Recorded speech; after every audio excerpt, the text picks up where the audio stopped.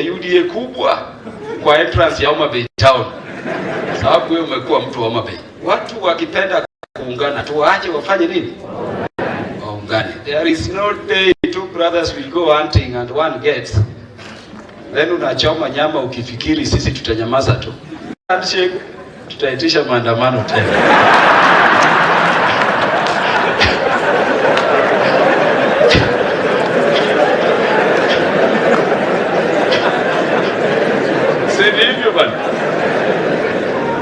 Ya mwisho ni kwamba I want to tell you it is very easy for people in a position like us to get development.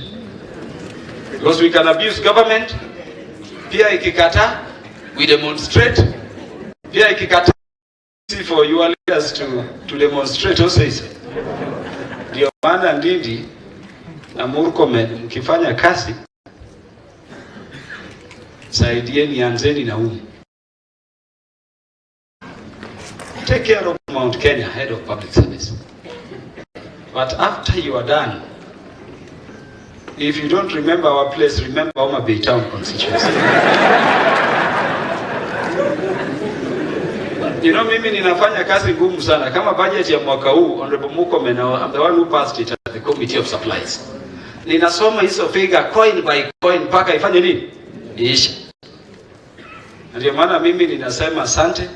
Murkomen, ukija ile barabara unakumbuka the one we are naming after you.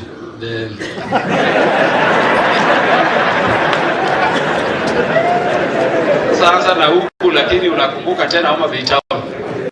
Hapo ile wakati ninakaa ninasoma wale watu wananiambia ni kama Karuma kwa upande. Nikisema the eyes have it, the eyes have it. Na unajua yetu sio mingi. Hapa nimesikia 300 kilometers sijui gani.